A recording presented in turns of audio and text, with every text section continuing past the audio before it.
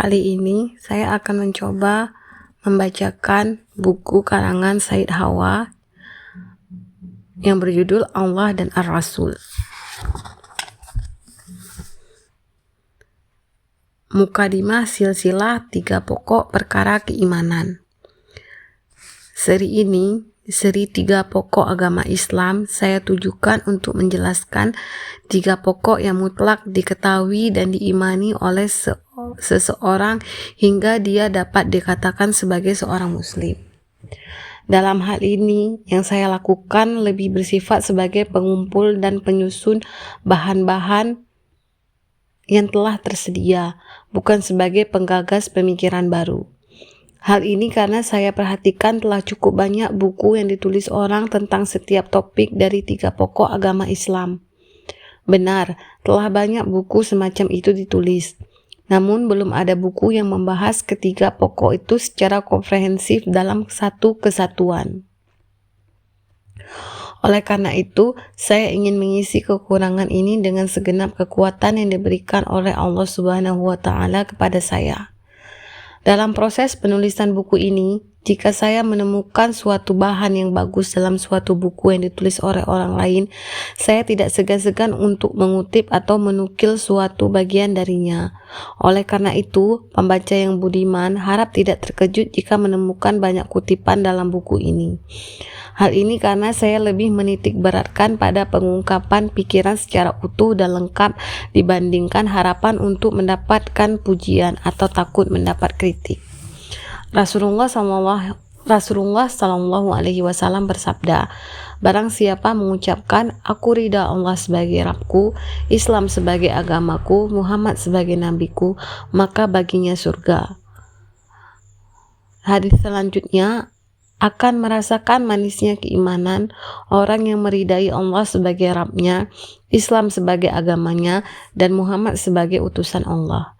Seri ini, seri 3 pokok Islam, berbicara tentang zat ilahiyah dengan metode yang diharapkan dengan izin Allah Subhanahu wa Ta'ala dapat menghapuskan seluruh keraguan, menghilangkan seluruh kesamaran, membantah semua tuduhan dusta, dan mengantarkan pembacanya kepada keyakinan kuat terhadap Allah Subhanahu wa Ta'ala sebagai Rabb kita.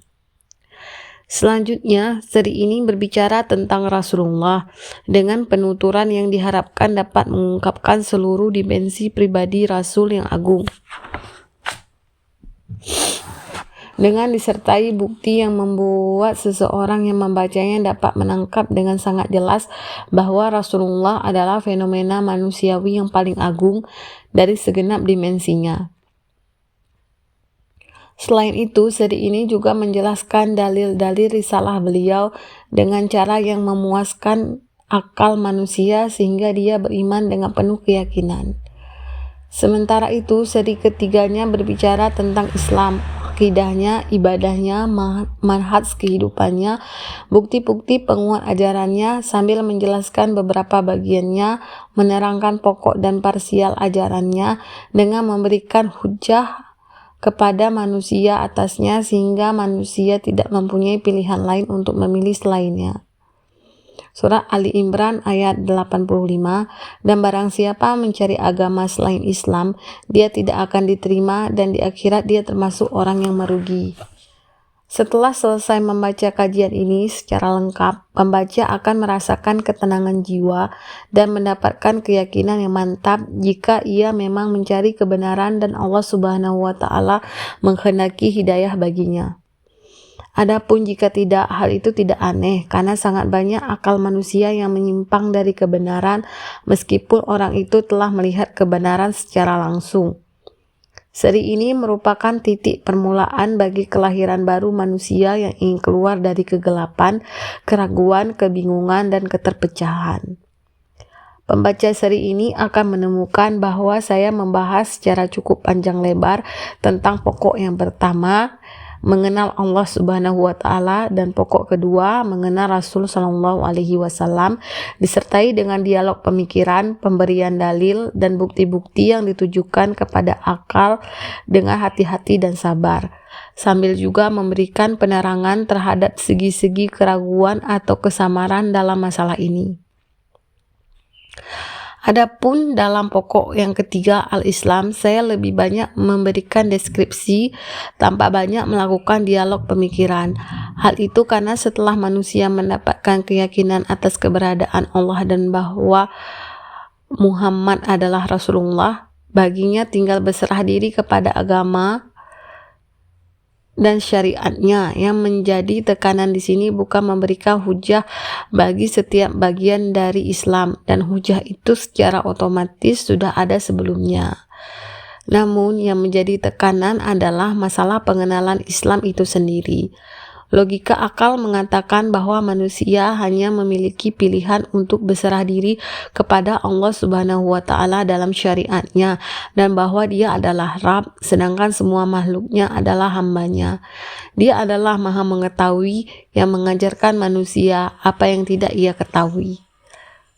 Sebab lain yang mendorong kami membahas cukup panjang saat berbicara tentang Allah Subhanahu wa Ta'ala dan Rasulnya adalah karena materialisme ateis berusaha dengan segenap kemampuannya agar manusia melupakan Allah Subhanahu wa Ta'ala dan mengecilkan keagungan Rasul Allah dalam hatinya. Usaha mereka dibantu oleh rencana-rencana pemeluk agama yang batil untuk mendistorsi gambaran yang benar tentang Rasulullah Sallallahu Alaihi Wasallam. Oleh karena itu, masalah ini harus dikaji secara proporsional, terutama karena serangan itu dari hari ke hari semakin membesar dan semakin membesar pula pengaruhnya pada diri manusia. Sampai-sampai kaum muslimin yang merupakan satu-satunya kelompok pemegang kebenaran di dunia ini sedikit banyak terpengaruh oleh hal ini. Akibatnya, banyak dari mereka yang saat ini hampir berada di ujung jurang kemurtadan massal dan memerlukan penjelasan yang memuaskan terhadap dua pokok berserta pokok yang ketiga, seperti halnya orang lain di luar Islam, kecuali orang yang dijaga dan dikasihi oleh Allah. Dengan seri ini, saya juga menghendaki hal lain selain hal yang telah disebutkan, yaitu sebagai berikut. Orang-orang yang berkecimpung dalam bidang pendidikan Islam sama sekali melupakan satu segi yang paling penting darinya. Segi itu adalah apa yang diungkapkan oleh Ibnu Umar. Saya telah merasakan hidup cukup panjang. Selama itu saya melihat ada orang yang dianugerahi keimanan sebelum turunnya Al-Quran secara lengkap. Selanjutnya, dari hari ke hari ia mengikuti turunnya Al-Quran kepada Nabi Muhammad SAW, sehingga secara langsung ia mengetahui apa yang halal dan haram berdasarkan Al-Quran, sebagaimana kalian mempelajari Al-Quran saat ini. Pada masa selanjutnya, saya melihat orang yang menyaksikan Al-Quran setelah semua ayatnya lengkap diturunkan, sebelum ia dianugerahi keimanan. Selanjutnya, ia membaca Al-Quran dari Al-Fatihah hingga akhir surah Al-Quran. Namun, ia tidak dapat menangkap pemahaman tentang apa yang diperintahkan dan dilarang oleh Al-Quran, serta apa yang harus dijauhi. Ia hanya pandai membacanya seperti melantunkan syair. Bencana yang dialami oleh kaum muslimin saat ini adalah mereka melalaikan ilmu keimanan dan jalannya, padahal ia adalah mukadimah fitrah bagi kitabullah. Di dalam surah Al-Fussilat ayat 44, katakanlah Al-Quran itu adalah petunjuk dan penawar bagi orang-orang yang beriman, dan orang-orang yang tidak beriman pada telinga mereka ada sumbatan, sedang Al-Quran itu suatu kegelapan bagi mereka. Karena itu, 1000 buku yang saya tulis ini bersama buku-buku lain ditujukan untuk meletakkan kembali masalah ini pada tempat yang benar dalam bidang ini. Dengan demikian, diharapkan 1000 buku ini memberikan kekuatan hujah kepada individu muslim sehingga ia dapat mengajak orang yang menyimpang dari jalan Allah Subhanahu wa Ta'ala untuk kembali ke jalan yang benar. Selain itu, ia dapat memberikan hujah kepada semua musuh Allah Subhanahu wa Ta'ala yang membantah ayat-ayat Allah Subhanahu wa Ta'ala meskipun hati mereka diliputi kezaliman dan kesombongan. Tidak lupa pula dalam paragraf terakhir, saya mengingatkan suatu masalah yang penting ini, yaitu bahwa dalam penulisan seri ini saya telah mengutip dari buku-buku orang kafir, juga orang-orang yang menyimpang, mengingat bahwa hikmah adalah milik umat Islam yang berhak ia ambil dimanapun adanya. Tidak setiap buku yang isinya saya kutip saya sebutkan keterangan referensinya, dan tidak semua penulis yang saya kutip bukunya layak dibaca. Walaupun demikian, setiap kali saya kutip sesuatu yang tidak saya setujui, saya akan jelaskan permasalahannya. Kepada Allah Subhanahu wa Ta'ala semua usaha ini saya tujukan, dan Dialah tempat bergantung serta meminta pertolongan. Penulis Said Hawa.